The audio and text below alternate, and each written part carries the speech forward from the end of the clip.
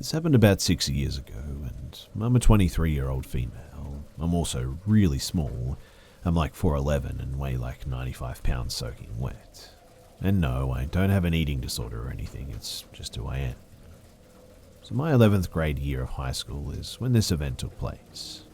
It was within the first 2 weeks of school when I was riding the bus, and we had a new bus driver. But me being a very social person, I always thanked him for his service and was always really nice to him, and I believe that may have been where I messed up. Because one day after school, I was riding the bus. I was always one of the first to be dropped off, so when I realized that I'd been on the bus for an extra 10 minutes, I was a little curious, I admit, and just chalked it up to the fact that maybe the bus route had changed or something. But then, after some time, I was on the bus for about 30 minutes, and there were 2 kids left on the bus, an old friend of mine and, of course, myself.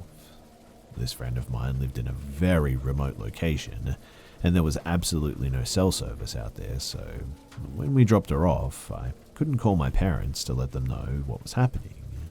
My friend, I think, caught on to what was happening too, and tried really hard to convince me to get off at her stop. Little did I know, though, that I probably should have listened. Now, as we were leaving this area, the bus driver pulled into a cemetery and told me to look out my window. When I did, I saw a torn to shreds baby deer. Upon seeing this and realizing that I was now alone in this bus, away from anyone and anything, with no cell service, my whole body just completely went into shutdown mode, because I had no idea what to do. My initial reaction was to pull out my phone and call my parents when I suddenly remembered that I had no signal. I immediately got up and ran to the back of the bus. Keep in mind, I'm the only kid on this bus now. We must have sat by that deer for a good 10 minutes too, and the whole time I'm in the back and my blood is absolutely boiling. It took everything in me not to run off that bus and look for help, but when we started to leave, he just started talking about random things like how he loves his wife and loves his new job as a bus driver. The whole time he's barely paying attention to the road, but I eventually get on my phone and I go to Google Maps. Thank God that they work without service. And I realized that my house was like 15 minutes from where we were, and I was really excited to be going home soon. But boy, was I wrong. This guy then decides to take a huge amount of back roads and keeps talking to me. All the while, I'm just sitting in silence, no service on my phone again. And about 20 to 25 minutes later, I finally start seeing landmarks that are around my neighborhood. I finally get service on my phone again, and I immediately call my dad. He doesn't answer, but not even 2 minutes later, we pull into my neighborhood and he drops me off at my house. I wanted to run, but for some reason I just sort of stood there in my yard and stared at him, frozen in fear, and he just stared right back. Eventually he pulled off, and when he did, I just took off running to my house. My parents were in their room freaking out about where I was. My mum started grilling me about where I was and what I was doing. I get out of school at like 2:15, and it was now 4:45-ish. On a normal day, I would get home at like 2:30, so my mum was pretty upset. My dad's phone was dead because he tried to call me so many times, but I just began to cry and tell them everything that happened. My dad was furious though, and called my school and used my mum's phone to record the whole conversation between my dad and the principal and myself. My principal was extremely ticked off too about what had taken place, as was my dad. My mother was just cuddling me, asking me if I was okay and if anything else happened. I didn't go back to school for about 2 days. There was no formal investigation as far as I know. The school apparently handled it themselves. The bus driver denied everything, but when they checked the camera footage, the camera happened to be covered by a sticker or some tape or something of the sort. Thankfully, nobody believed the bus driver though, and he was eventually fined. And I haven't rode a bus ever since then.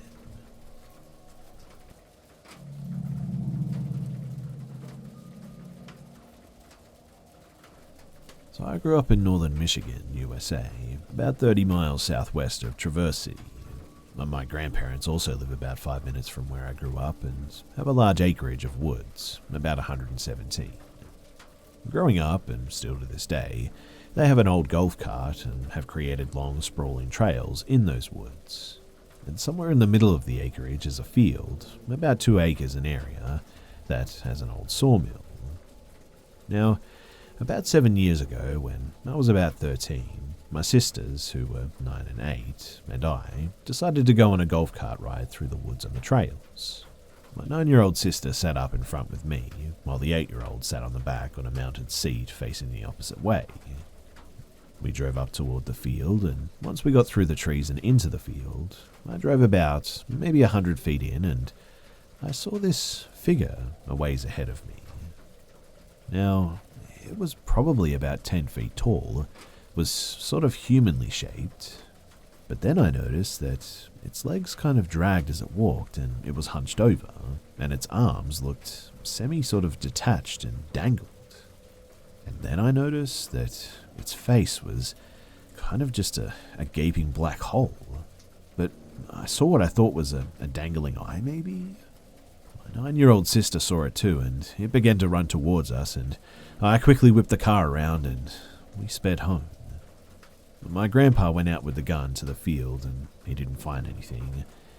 I haven't been able to find anything on this for years, since my sister and I were truly terrified about this day for a long time, and we tried a lot to find out what this thing was.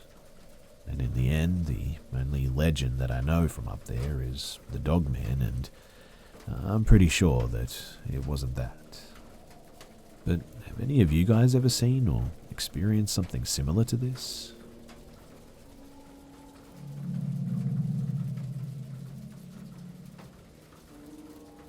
So my friend was staying over at my house for the weekend at one point, and we decided to walk down to the pier at the end of the creek.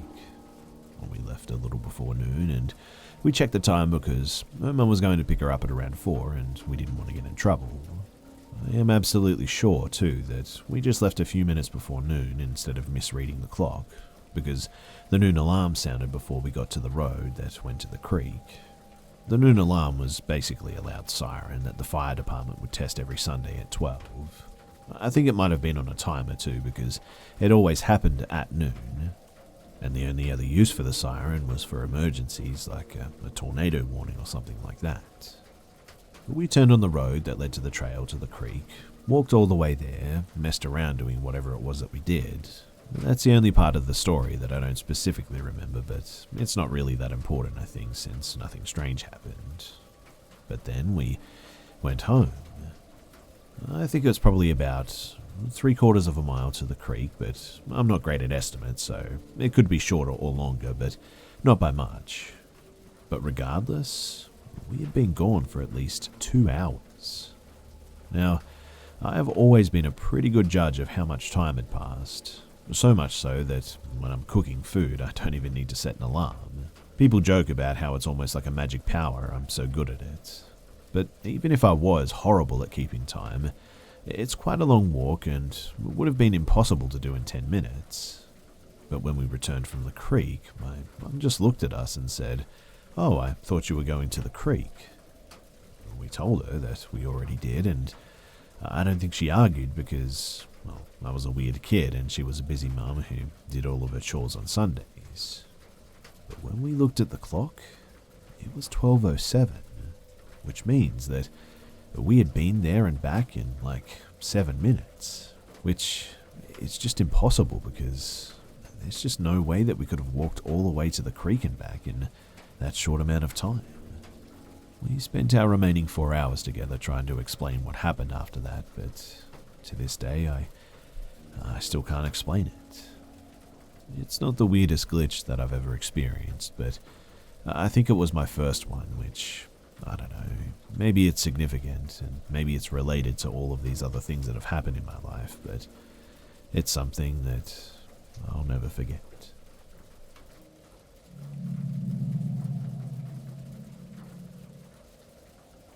So I used to work in an apartment complex where this guy lived. He was eccentric, funny, well-read, and we had a casual friendship going on.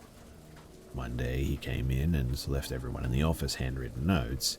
He also left me a book, knowing that I like to read. Everything seemed fine until about a week later when I found a note from him on my car windshield. It was just a lot of rambling on what was about a 2-foot long piece of paper, I think, but nothing too concerning. But the next day there were 2 more notes on my windshield, and the following day 2 more again. And at this point, some of these letters were starting to get sexual, so I showed them all to my manager. We agreed that something needed to be done, and my manager said that he would speak with him. Well, a few days pass, and my manager still hasn't spoken with him, and he's consistently leaving 2 to 4 letters on my car every day. I'd had no contact with him since he started writing me, and finally, on a day that he knew that I wasn't working, he came by the office, told my manager that he was going to leave something in my office. My manager saw that he was carrying a book, but when he came into my office, there were hand-drawn pictures taped up in my office. In every single one of them, too. I was dead, and he was depicted running away with my 2 cats.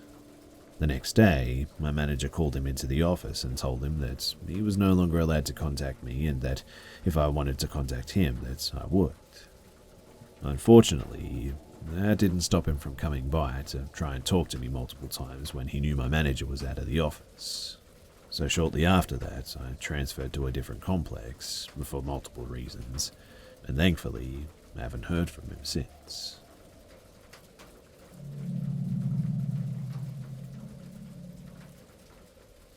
So, I just came back from a nighttime dog walk, and I'm a little sketched out. Me and my partner just recently got an 8-month-old border collie pup, and we live in a really safe and pretty small European city in a nice quiet suburban area. I've not lived here for long. I'm not from this country, but the most disturbing events I've witnessed in this area are a few 16-year-olds having a party on a Friday night, really. From what I've been told, crime rates are very, very low here.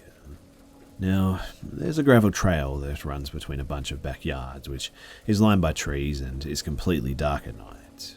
My partner and I have walked down this path at night a couple of times, and we've only ever seen one other person, another dog walker, kitted out with a nice bright head torch.